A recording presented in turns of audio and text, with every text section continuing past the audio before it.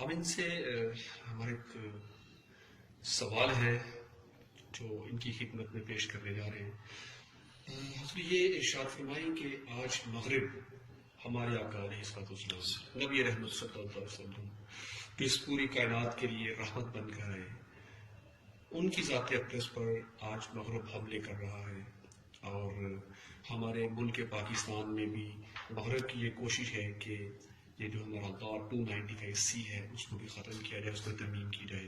تو المختصر یہ کہ آقا علیہ الصلوۃ والسلام کی شان اقدس میں کیے جانے والے مغرب کی طرف سے کیے جانے والے حملے، ہم ان کی مذمت کرتے ہیں۔ آپ اس کے بارے میں کیا ارشاد فرمائیں گے؟ دیکھیں، جہاں تک یہود و نصارہ کی بات ہے، قرآن پاک میں اس کے حوالے سے بڑے واضح طور پر قرآن مجید میں ارشاد فرما دیا گیا کہ لن ترضى عنكم اليهود والنصارى حتى تتبعوا ملتهم، کہ یہ یہود و نصارہ تم سے ہرگز راضی نہ ہوں گے اس وقت تک جب تک کہ تم ان کی ملت، ان کے دین اور ان کے منہج پر گامزن نہیں ہو جاتے، ان کے خدا کو اپنا خدا نہیں مان لیتے، ان کے عقائد کو اپنے عقائد تم تسلیم نہیں کر لیتے، اس وقت تک وہ تمہیں اپنا دوست نہیں بنا سکتے، تم سے راضی نہیں ہو سکتے۔ لہذا مغرب کی ہم سے یہ ناراضگی ہے جب وہ دیکھ رہا ہے کہ دین کو جس طریقے سے دبایا جا رہا ہے، اسلام کو جس قدر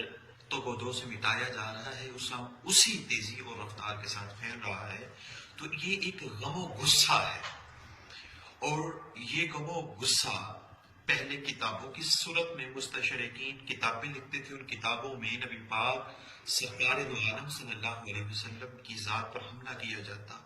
آپ کی شادیوں پر حملہ کیا جاتا، آپ کی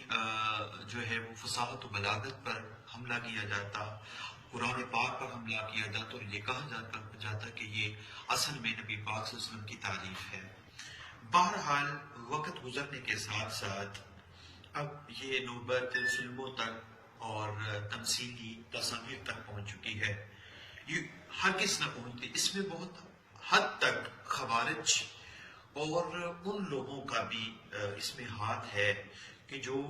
اپنے آپ کو سرور عالم صلی اللہ علیہ وسلم جیسا پیش کرتے ہیں۔ آپ دیکھیں 1400 سال کی پوری تاریخ میں مغرب ہر طرح کی جسارت کرتا رہا، لیکن وہ نبی پاک صلی اللہ علیہ وسلم کی تصویر نہیں بنا سکا۔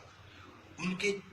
گرجا گھروں میں، ان کے کلیساؤں میں حضرت مسیح کی تصویر موجود تھی، حضرت آدم کی تصویر موجود تھی، موسیٰ علیہ السلام کا اسٹیچو آج بھی یونان کے بڑے بڑے قدیم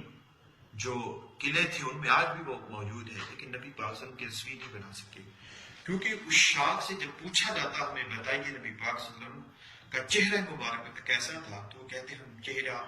ہم کیا بیان کریں کا انہم قطعۃ البدر، وہ تو گویا چاند کا ایک ٹکڑا تھا۔ اب وہ کیسے چاند کا ٹکڑا وہ بناتے اور اس کو یہ کہتے کہ یہ نبی پاک صلی اللہ علیہ وسلم کا چہرہ ہے؟